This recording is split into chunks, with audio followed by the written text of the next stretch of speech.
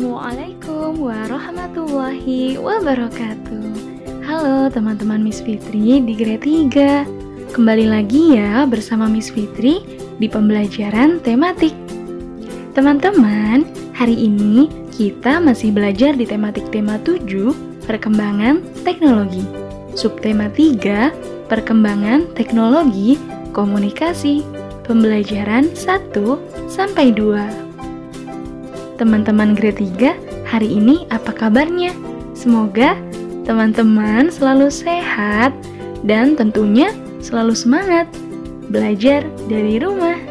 Sekarang disiapkan dulu ya buku paket tematik tema 7 dan alat tulisnya. Seperti biasa, sebelum kita melakukan pembelajaran, ada baiknya kita awali dengan membaca doa sebelum belajar. Mari teman-teman angkat kedua tangannya. A'udzu billahi minasyaitonir rajim. Bismillahirrahmanirrahim. Raditu billahi rabba wa bil islami dina wa bi Muhammadin nabiyyan wa rasula. Rabbi zidni ilma warzuqni fahma. Amin ya rabbal alamin. Semoga pembelajaran kita hari ini berjalan lancar dan teman-teman bisa mendapatkan ilmu yang bermanfaat.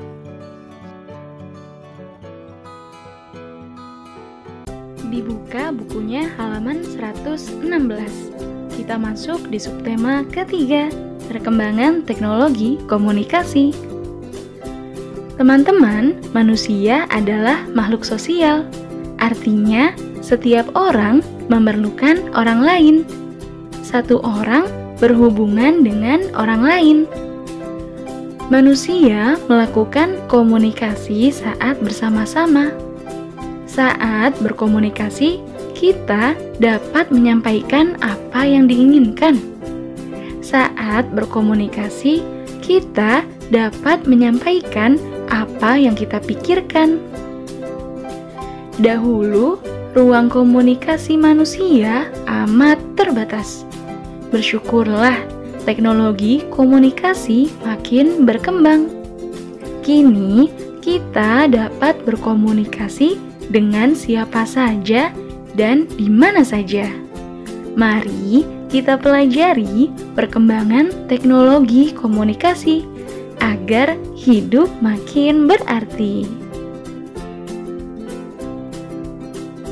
Kita masuk di pembelajaran pertama.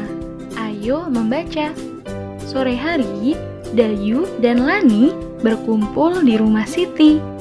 Saat bermain di teras rumah, Pak Pos datang mengantarkan majalah dan surat untuk Siti. Seminggu yang lalu, Siti memesan majalah anak di sebuah toko dengan bantuan ibu. Ibu memesan menggunakan pesan singkat pada ponselnya. Saat ini, kita bisa membeli barang tanpa perlu berkunjung ke toko yang menjualnya. Siti mengajak Dayu dan Lani untuk membaca majalah tersebut bersama-sama. Salah satu wacananya tentang sejarah komunikasi. Siti, Dayu, dan Lani tertarik membaca sejarah komunikasi. Sejarah komunikasi. Apa itu komunikasi? Komunikasi adalah cara penyampaian gagasan antar manusia. Pada awalnya, komunikasi dilakukan secara tatap muka dan pesan disampaikan secara lisan. Namun, kebutuhan untuk menyampaikan informasi secara tidak langsung juga sangat diperlukan, sehingga ilmu tentang komunikasi semakin berkembang. Ada bermacam-macam cara penyampaian pesan dari jauh. Suku Indian menggunakan asap sebagai tanda pesan. di Indonesia dikenal adanya kentungan. Kentungan digunakan untuk menyampaikan tanda bahaya bagi warga. Selain kentungan, gong juga dapat menjadi pilihan sebagai penyampaian pesan. Salah satu penyampaian pesan secara tertulis adalah melalui surat. Nah, sebelum adanya kertas, surat ditulis di atas daun lontar. Pada saat mesin cetak telah diciptakan, alat komunikasi berkembang melalui surat kabar atau koran. Setelah surat kabar, media komunikasi seperti radio dan televisi juga mulai berkembang. Saat ini ada jaringan internet. Manusia dapat bertukar informasi melalui surat elektronik. Manusia dapat juga bertukar informasi melalui berbagai jejaring sosial. Jejaring sosial dapat menghubungkan kebelahan dunia manapun. Itu dia teks yang berjudul Sejarah Komunikasi. Sekarang kita lanjut ke halaman 120. Nah, teman-teman, setelah membaca teks tadi, teman-teman memperhatikan tidak bahwa banyak kata-kata yang diberi garis bawah? Nah, sekarang kita akan tuliskan kembali ya kata-kata yang digarisbawahi tadi. Ya, yang pertama ada kata gagasan. Kemudian ada pesan, lisan, informasi, kentungan, penyampaian, surat, koran, media, dan internet. Nah, sekarang kita akan bersama-sama mencari arti dari kata yang digarisbawahi tadi ya teman-teman. Nah, setelah Miss memberikan arti dari setiap kata, nanti teman-teman lanjutkan membuat kalimatnya di halaman 120 ya, nomor 1 sampai 10.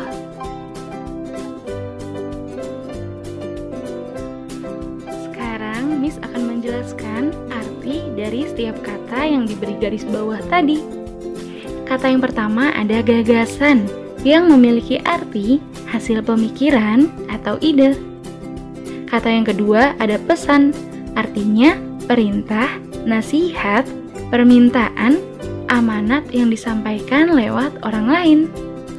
Kemudian kata yang ketiga ada lisan, yang memiliki arti kata-kata yang diucapkan. Yang keempat ada kata informasi. Apa itu informasi? Ya, informasi artinya pemberitahuan, kabar, atau berita tentang sesuatu. Kata yang kelima ada kentungan. Nah, kentungan ini memiliki arti alat pemukul yang terbuat dari batang bambu atau batang kayu yang dipahat. Kemudian kata yang keenam ada penyampaian, yang artinya proses, cara, perbuatan menyampaikan. Kata yang ketujuh ada surat, yang artinya kertas dan sebagainya yang bertulis. Kemudian yang kedelapan ada koran, artinya lembaran-lembaran kertas bertuliskan kabar atau berita dan sebagainya. Yang kesembilan ada kata media, yang artinya alat atau sarana komunikasi seperti koran, majalah, radio, televisi, dan lain-lain. Dan kata yang ke-10 yaitu internet. Apa artinya internet? Ya, internet memiliki arti jaringan komunikasi elektronik yang menghubungkan jaringan komputer dan fasilitas komputer yang terorganisasi di seluruh dunia melalui telepon atau satelit. Nah, setelah teman-teman mengetahui artinya, sekarang teman-teman buat kalimatnya ya.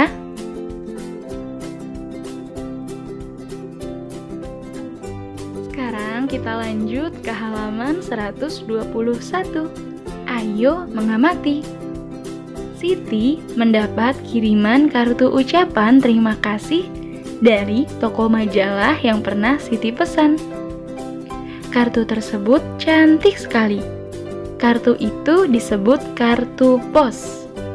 Unsur garis, bidang, dan warna pada kartu pos menarik untuk dilihat. Nah, teman-teman bisa amati ya hiasan pada kartu pos berikut. Bagaimana? Bagus ya? Nah, sekarang coba teman-teman berkreasi di halaman 122 ya. Buatlah hiasan yang sama seperti Siti dan teman-teman pada kartu pos yang masih kosong di halaman 122 ya. Buat semenarik mungkin. Kita lanjut ke halaman 123. Siti, Dayu, dan Lani telah selesai menghias sekeliling kartu pos dengan karya hiasan. Amati gambar kartu pos yang telah dihias. Nah, teman-teman, kartu pos mempunyai 4 tepi. Jumlah panjang keempat tepinya disebut keliling kartu pos. Persegi panjang mempunyai 4 sisi. Jumlah panjang keempat sisinya disebut keliling persegi panjang. Setiap bangun datar pasti memiliki keliling. Kita dapat menemukan keliling dari setiap bangun datar dengan mudah. Ya, jadi keliling bangun datar adalah jumlah panjang sisi. Begitu ya, teman-teman. Kita akan lanjut berlatih di halaman 124. Amati berbagai bangun datar yang ada di kelasmu. Nah, sekarang kita akan menemukan kelilingnya. Perhatikan gambar-gambar yang ada di buku teman-teman. Coba tebalkan sisi-sisi yang membentuk keliling dari bangun tersebut. Nah, di sana contohnya ada bangun datar yang berbentuk persegi panjang.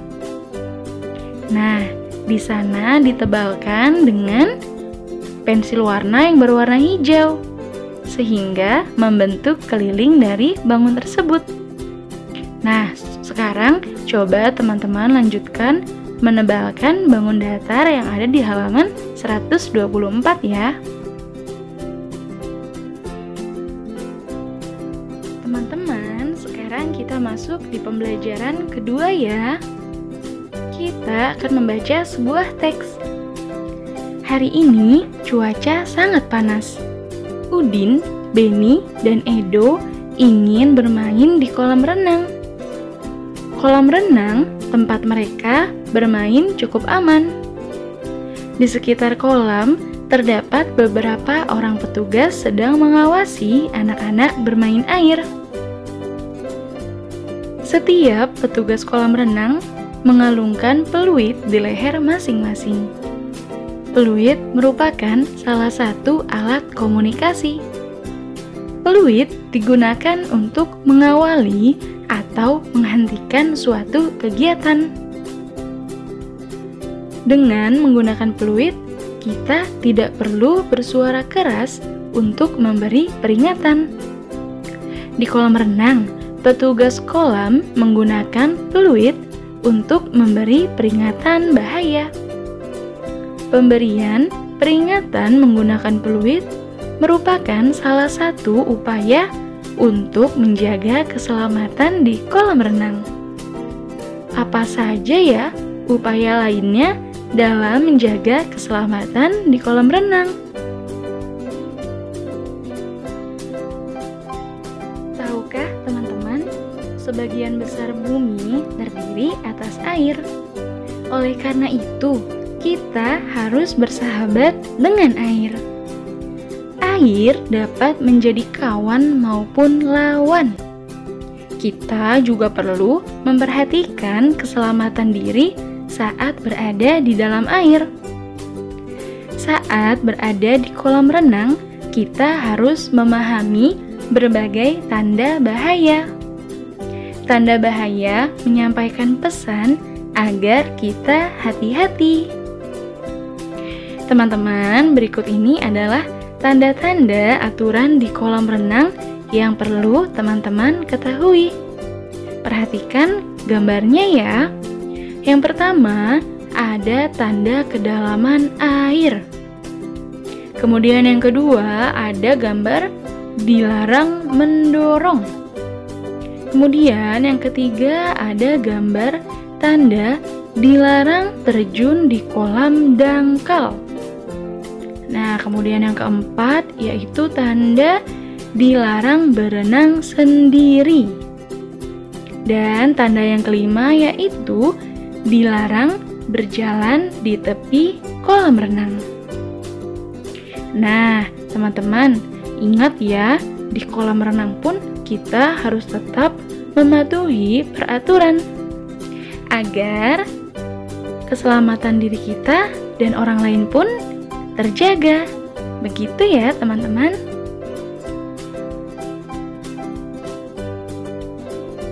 Lanjut ke halaman 127. Setelah Udin, Beni, dan Edo beristirahat. Udin beristirahat sambil membaca buku yang dibawanya. Buku tersebut bercerita tentang alat komunikasi tradisional dan modern. Kita baca bersama-sama ya.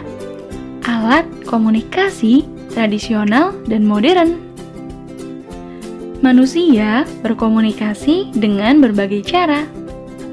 Perkembangan teknologi komunikasi telah menghasilkan berbagai jenis alat komunikasi. Ada yang telah digunakan sejak lama maupun yang baru dikenal masyarakat. Daun lontar, prasasti, dan gong merupakan alat komunikasi tradisional pada masa lalu. Selain itu, ada pula lonceng yang berfungsi sama dengan gong. Pada masa berikutnya, muncul telegraf dan pesawat telepon.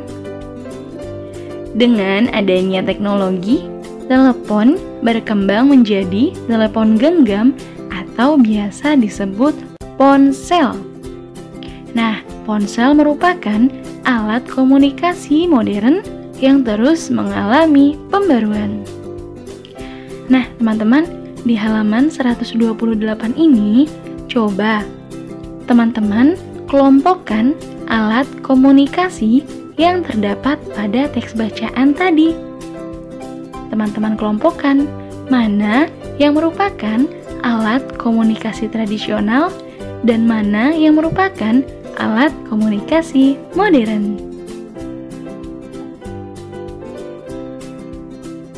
Teman-teman sudah tentu tahu, setiap orang memiliki sifat yang berbeda-beda. Ada yang pendiam dan pemalu, ada juga yang memiliki sifat ramah dan mudah bergaul. Sifat termasuk salah satu bentuk keberagaman. Nah, berikut ini adalah beberapa contoh sifat beserta ciri-cirinya. Yang pertama ada sopan. Nah, ciri-cirinya adalah menghormati setiap orang. Kemudian jenis sifat yang kedua ada sombong. Nah, ini harus dihindari ya teman-teman. Apa ya ciri-cirinya? Ya, ciri-ciri dari sifat sombong ialah selalu merasa lebih baik dari yang lain. Kemudian sifat yang ketiga ada keras kepala. Nah, ini juga harus dihindari ya teman-teman. Apa ciri-cirinya?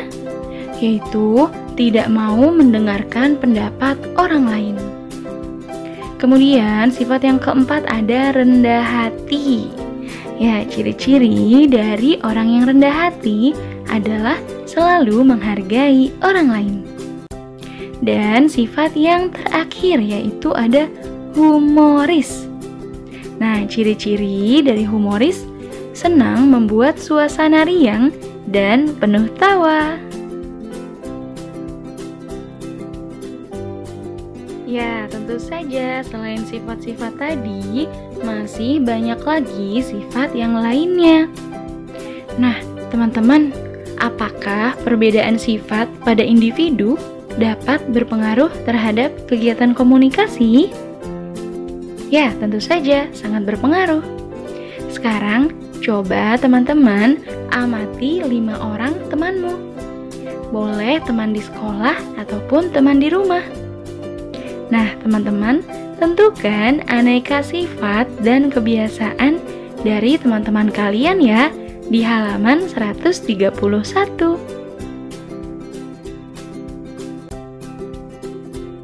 Alhamdulillah, selesai sudah pembelajaran hari ini.